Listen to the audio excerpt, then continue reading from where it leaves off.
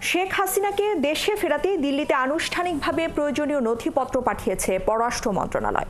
এ বিষয়ে দেশটির উত্তরের অপেক্ষায় আছে বাংলাদেশ, এমন তথ্য জানিয়েছেন পররাষ্ট্র মন্ত্রণালয়ের মুখপাত্র রফিকুল আলম। বিকালে মন্ত্রণালয়ের সাপ্তাহিক ব্রিফিংয়ে তিনি এই কথা জানিয়েছেন। আর শেখ হাসিনা সহ পলাতক আসামিদের দেশে ফেরাতে জাতিসংঘের বৈশ্বিক আইন প্রয়োগ করা হবে কিনা এমন প্রশ্নে তিনি জানিয়েছেন এটি রাষ্ট্রের সর্বোচ্চ পর্যায়ের একটি সিদ্ধান্ত। আরও জানাচ্ছেন নূর নবী সরকার। পররাষ্ট্র মন্ত্রণালয়ের সাপ্তাহিক ব্রিফিংয়ে সাম্প্রতিক নানা বিষয়ে কথা বলেন মন্ত্রণালয়ের মুখপাত্র রফিকুল আলম।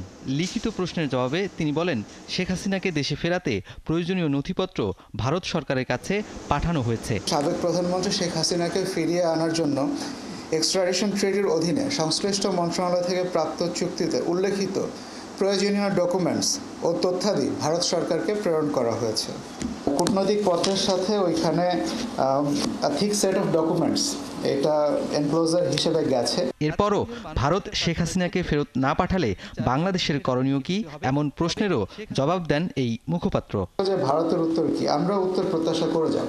আপনারা জানেন যে এখন পর্যন্ত ভারতের পক্ষ থেকে আমরা কোনো উত্তর পাইনি, কিন্তু আমরা উত্তর প্রত্যাশা করেই যাব।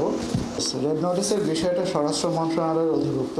জাতিসংঘ মানবাধিকার কমিশন বুধবার রিপোর্ট প্রকাশ করে বলেছে, শেখ হাসিনার ফেরতের ইস্যুটি দ্বিপাক্ষিক, তবে বিকল্প হিসাবে ইউনিভার্সাল জুরিসডিকশন আইন প্রয়োগের কথাও বলা হয়। এটার উদ্যোগ নেওয়া হবে কিনা জবাব দেন মুখপাত্র। চাপ তৈরি হবে কিনা এটা আপনি আমার এই স্টেটমেন্ট থেকে ডিডিউস করতে পারবেন। তারপরে ফরেন ফ্রেন্ডসদের কাজে লাগানোর বিষয়, এই বিষয়ে সরকারের উচ্চ পর্যায়ে আলোচনা করে সিদ্ধান্ত নেওয়া হবে বলে আমি মনে করি। দিল্লিতে বাংলাদেশ নতুন হাই কমিশনার হিসেবে রিয়াজ হামিদুল্লাহকে নিয়োগ দিতে চায়। 5 মাস পেরিয়ে গেলেও ভারত থেকে কোনো উত্তর না পাওয়ায় তার নিয়োগ চূড়ান্ত করতে পারেনি বাংলাদেশ।